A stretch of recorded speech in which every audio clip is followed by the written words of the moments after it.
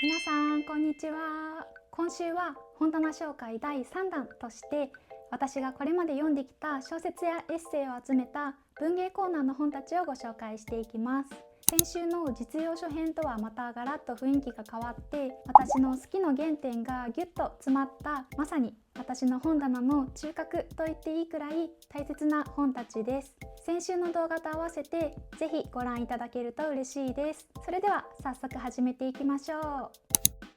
この YouTube を始める前から特に小説をメインにいろいろ読んできたんですが、一人暮らしの家が結構狭かったので本を置くスペースが限られていたこともあって定期的に読み終えた本を整理しては古本屋さんへ手放すということをしてきたので、今手元にない本も結構あります。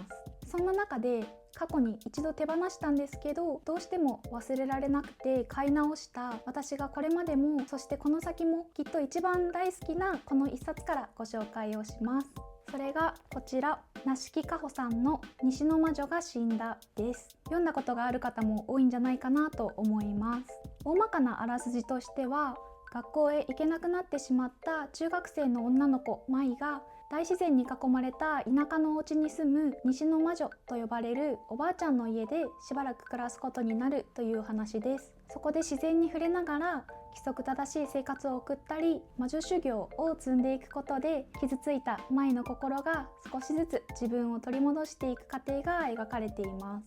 私はこの本をまだ学生の頃に初めて読みました。私は結構読んだ本の内容を忘れてしまいがちなのですが、この本だけはなぜか別格で、あらすじはもちろん読んでいる最中や読み終えた後に心がじんわりと温かくなる感覚がずっと心に残り続けていました。大人になってからも何度も読み返している大好きな作品で、最後のシーンは結末が分かっていても毎回泣いてしまいます。あと小説だけじゃなくて映画もすごく好きです。私は何らかの傷を抱えた主人公が少しずつ自分を取り戻していくという再生のストーリーが王道ではあるんですけどすごく好きで、この好みの原点は間違いなくこの西の魔女が死んだから来ているなと思っています。これから先本棚の中身がどれだけ入れ替わったとしてもこの本だけはずっと私の本棚に残り続けるんだろうなと思います。一冊目から熱く語ってしまったんですが、続いては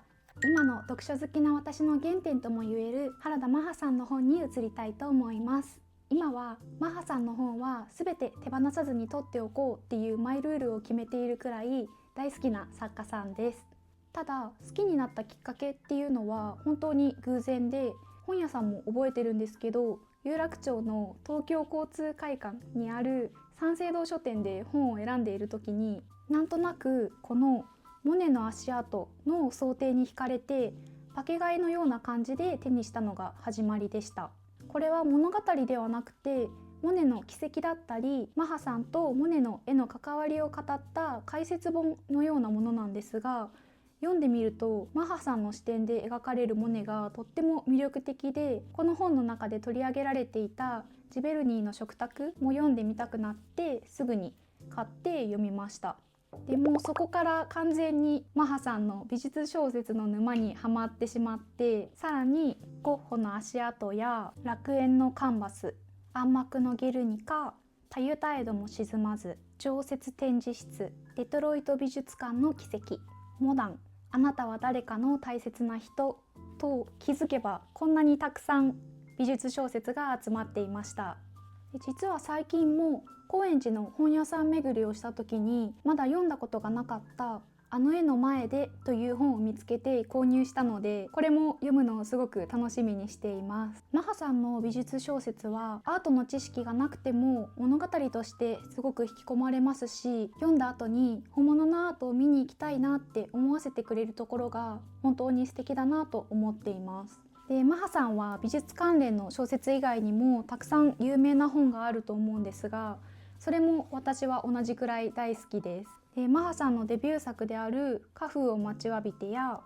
映画化もされた「キネマの神様」、丘の上の賢人、旅やおかえり、あとスイートホーム、こちらの「とわを探しに」は最近の動画でも触れたばかりなんですけど、どれも本当に心に響く大好きな小説です。ちなみにマハさんの名作と言われている本日も日柄もよくや再生をテーマにした最果ての彼女も過去に読んだんですが、それは一度手放してしまっていて、今は本棚にはありません。今思えばなんで手放しちゃったんだろうってちょっと後悔もしているんですけど、マハさんの本はまだまだ読めていない本がたくさんあるので、今後も少しずつ集めていくのが私の一つの楽しみになっています。でそんな小説だけじゃなくて、実は最後にエッセイも2冊持っていて、それがこちらの風天のマハとやっぱり食べに行こうです。マハさんのエッセイは小説の繊細かつ重厚な雰囲気とはまた違って、マハさんご本人のパワフルさとかお茶目な一面がたっぷりと詰まっていて、読むとすごく元気をもらえます。以上、私の本棚になくてはならない存在の原田マハさんの本たちでした。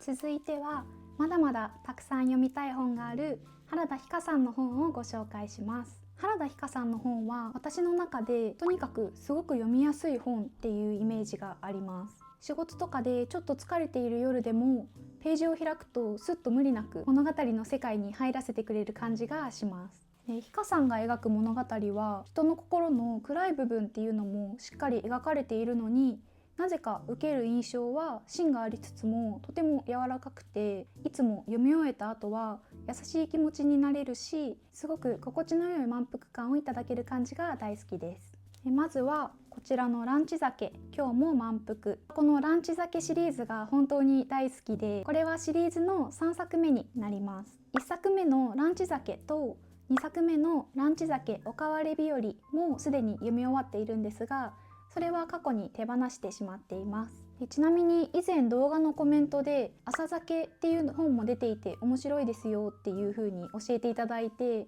でそれはまだ読めていないので今後絶対に読みたいなと思っています。他にもこ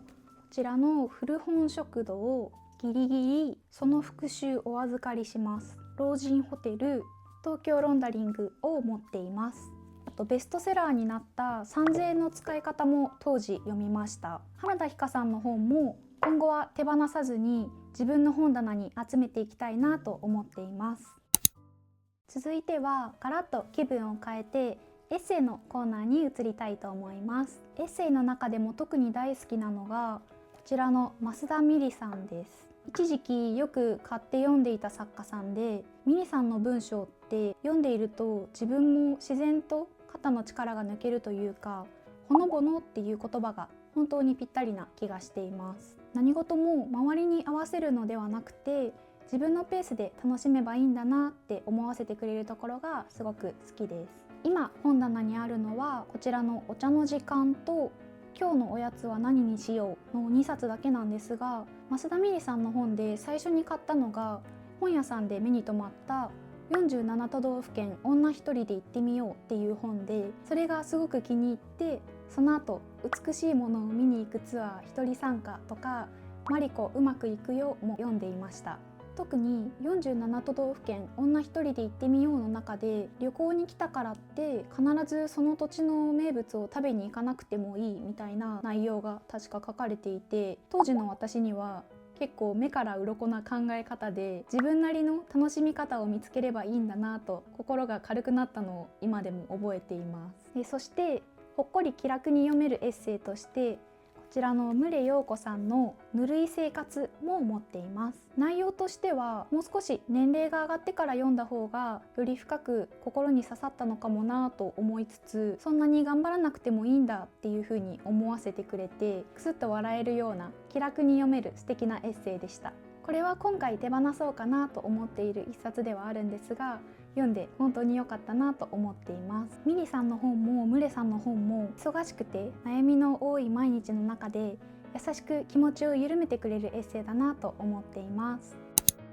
そしてもう一人、本屋さんで見かけるとなぜか自然と手に取りたくなってしまう魅力を放っているファさんのどこでもいいからどこかへ行きたいです。この想定が可愛いのもすごく好きなポイントなんですが、場所が変われば考え方や気持ちも変わるということが書かれていて、とにかくどこかへ行ってみようかなと一人旅のハードルをすごく下げてくれる本でした。実は最近ノートで日記を書き始めたんですが、そのきっかけになったのも気になっていた書きたいことがない人のための日記入門っていう本の冒頭を本屋さんで少しパラパラと読んだことでした。ファさんの本はゆるっとした独特の雰囲気を放ちながらも人を行動へと導く不思議な力をお持ちだなと個人的には感じています。最後はお笑い芸人オードリーの若林さんの社会人大学人見知り学部卒業見込みと斜めの夕暮れ、それからキューバとモンゴル、アイスランドへの旅を綴った紀行文の表参道のセレブ犬とカバーニャ要塞の野良犬の3冊です。